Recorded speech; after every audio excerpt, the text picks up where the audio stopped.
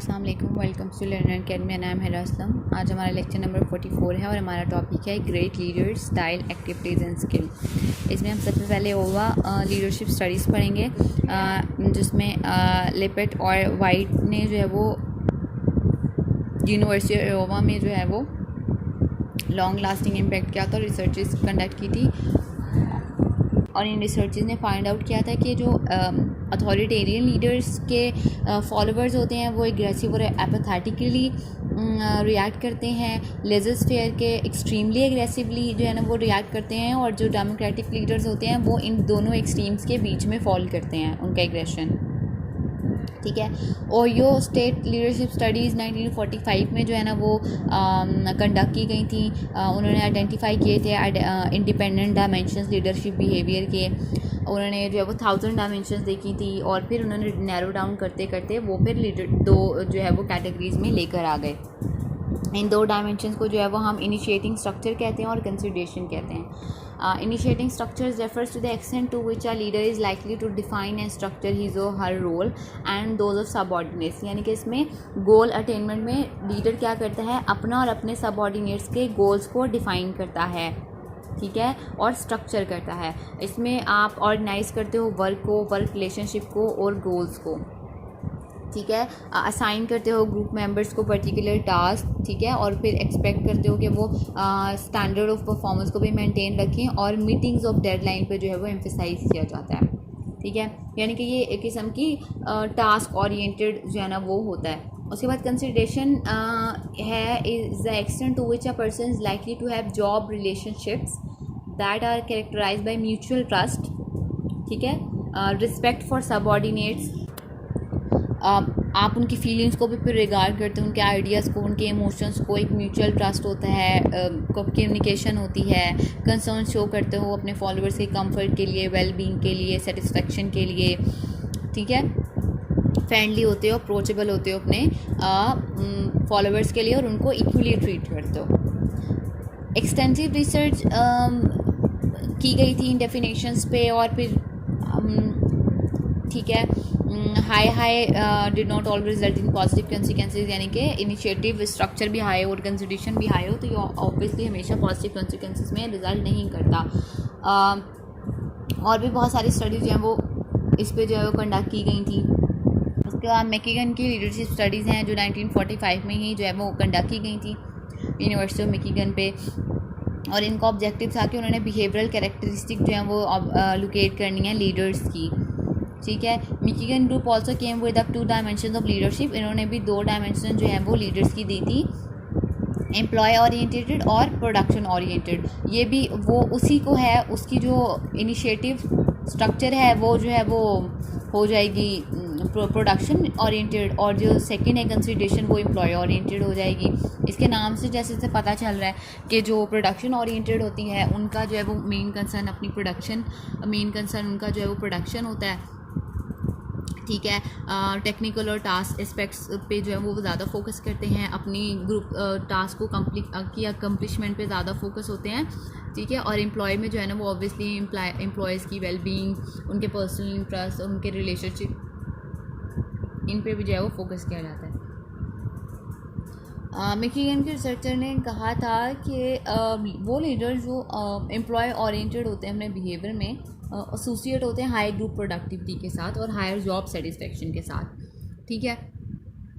उसके बाद ग्लोबलाइजेशन और लीडरशिप आ जाता है। Globalisation is a free movement of capital, labour and goods and services. Capital means money, ठीक है, आपका जो मॉनेटरी सोर्सेज होते हैं। और अगर globalisation is a process of increasing global connectivity and integration between nation states, household individuals, corporation, other organisations. ये एक अम्ब्रेला टर्म है और इसमें हम इंटरडिपेंडेंस जो है वो कंट्रीज़ की आपस में इंक्रीज़ करते हैं, इकोनॉमिकली भी, सोशली भी, technologically, culturally, politically and ecologically, और इसका लीडरशिप पे भी बहुत ज़्यादा इम्पैक्ट है।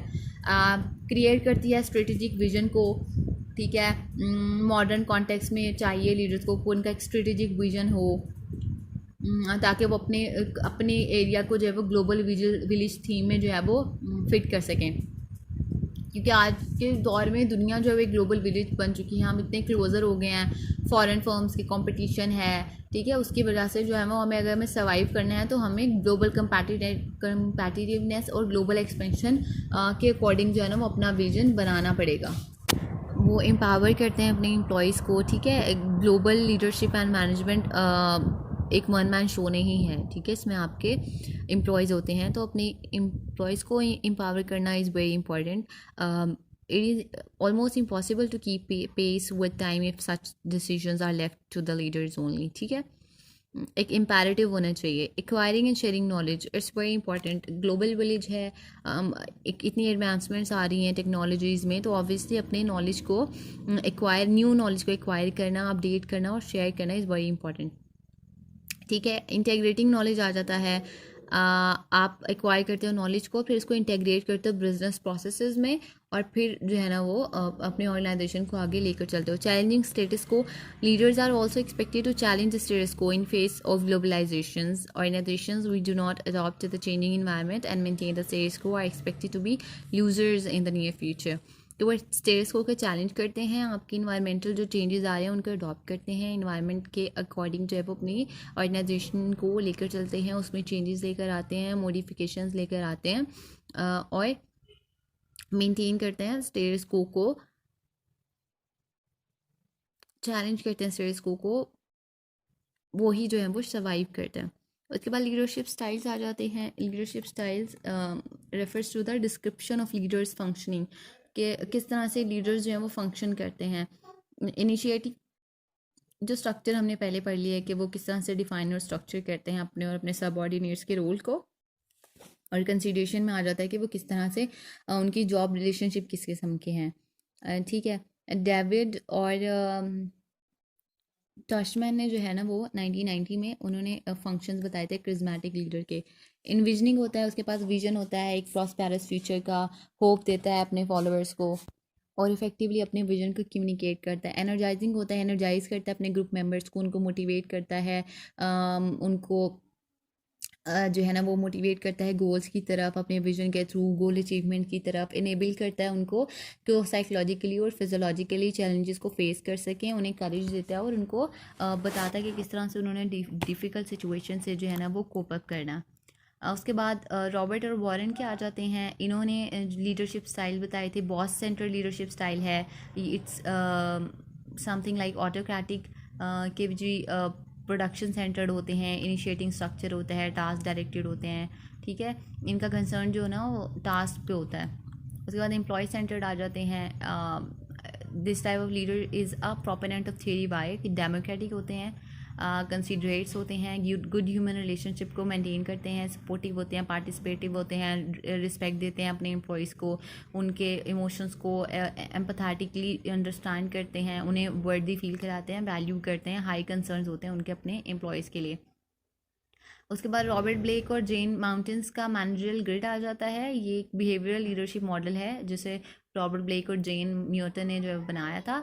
ये आइडेंटिफाई करता है 5 different leadership styles based on the concern of people and concern for production. Optimal leadership style जो है ना वो थेरी बाय पे ही बेस करता है, यानी कि डेमोक्रेटिक लीडरशिप स्टाइल जो है वो।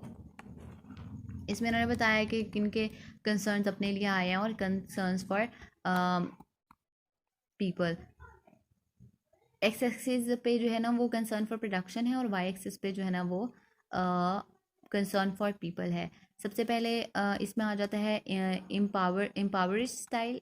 इसमें क्या होता है कि लो कंसर्न होता है लोगों के लिए भी और प्रोडक्शन के लिए भी, ठीक है। अवॉइड करते हैं ट्रबल्स में आना, और लेज़ी होते हैं, रिस्पॉन्सिबल नहीं होते मिस्टेक्स के लिए, इसलिए लेस इनोवेटिव होते हैं, और एक ही पोस्ट पे जो है ना वो बहुत सारे अरसे तक काम करते हैं। Little gives and little and enjoys little, protect करते हैं अपना आप को, नोटिस नहीं करते दूसरों को, ठीक है, प्रिजर्व करते हैं जॉब और जॉब सीनियरिटी को। उसके बाद कंट्री क्लब स्टाइल आ जाता है। इसमें हाई कंसर्न होता है लोगों के लिए और प्रोडक्शन के लिए लो होता है। ये आई थिंक एम्प्लॉय सेंटर जो स्टाइल था उससे रिलेटेड होता है। आप अटेंशन ज़्यादा अपने एम्प्लॉयज़ को देते हो, उनकी कंफर्ट को और सिक्योरिटी को देते हो, और इससे जो है ना वो फिर इंक्रीज़ होती है परफॉर्मेंस भी। प्रोड्यूस और पैरिश स्टाइल आ जाता है। हाई कंसर्न प्रोडक्शन के लिए होते हैं, लो कंसर्न पीपल के लिए होता है। ये it's kind of production oriented जो था, इसमें आप टास्क ओरिएंटेड होते हो, ठीक है। आप प्रेशराइज करते हो अपने एम्प्लॉयज़ को कि वो रूल्स और पनिशमेंट के थ्रू जो है वो कंपनी गोल्स को अचीव करें। डिक्टेटोरियल स्टाइल होता है, ठीक है।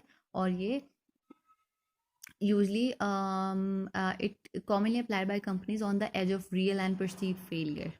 जो क्राइसिस में होती है ना ऑर्गेनाइजेशन, यूजली वो इस स्टाइल को जो है ना वो फॉलो करती हैं। उसके बाद middle of the road style आ जाता है। इसमें जो है ना वो बैलेंस करने की कोशिश करते हैं कंपनी गोल्स को और वर्कर्स की नीड को भी, यानी कि वो बैलेंस करते हैं concern for people and concern for production both, और ये अचीव एक्सेप्टेबल परफॉर्मेंस जो है ना वो ये अचीव कर लेते हैं। टीम स्टाइल है।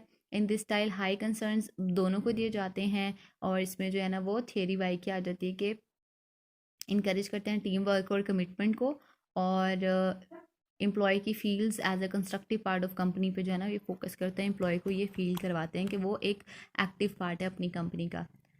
उसके बाद पॉल हेर्से और नित ब्लैंचर्स का आ जाता है। उन्होंने लीडरशिप मॉडल बनाया था जिसको स्ट्रॉन्ग फॉलोइंग मिली थी मैनेजमेंट डेवलपमेंट स्पेशलिस्ट में। इसको हम सिचुएशनल लीडरशिप थ्योरी भी कहते हैं, और situational leadership uses the same two leadership dimension that Fiedler identified task and relationship behaviour. इसमें इन्होंने जो है वो 4 स्पेसिफिक बिहेवियर्स बताए थे। टेलिंग स्टाइल आ जाता है। इसमें हाई टास्क वो रिलेशनशिप होता है, ठीक है। लीडर डिफाइन करता है रोल्स को और लोगों को बता देता है कि किस तरह से कब और कैसे उन्होंने वेरियस टास्क परफॉर्म करने हैं, और इनका डायरेक्टिव बिहेवियर होता है। सेलिंग स्टाइल होता है। इसमें हाई टास्क हाई रिलेशनशिप होता है, लीडर डायरेक्टिव बिहेवियर भी होता है और सपोर्टिव बिहेवियर भी होता है। पार्टिसिपेटिंग स्टाइल होता है। लो टास्क हाई रिलेशनशिप होता है कि वो अपने लीडर फॉलोअर्स से शेयर करता है डिसीजन मेकिंग में, और मेन रोल जो होता है वो लीडर का फैसिलिटेटर का होता है, कम्युनिकेटर का होता है। उसके बाद डेलीगेटिंग स्टाइल आ जाता है। इसमें लो टास्क लो रिलेशनशिप होता है, जहाँ पे लीडर डायरेक्शन भी बहुत कम प्रोवाइड करता है, और सपोर्ट भी जो है ना वो अपने फॉलोअर्स को बहुत ही कम प्रोवाइड करता है। ये जो है ना वो 4 स्पेसिफिक बिहेवियर्स या स्टाइल जो है ना वो बताए गए थे। यहाँ पे हमारे चैप्टर कंप्लीट हो गया है। नेक्स्ट लेक्चर में इंशाल्लाह हम अपनी बुक का जो है वो लास्ट चैप्टर जो है वो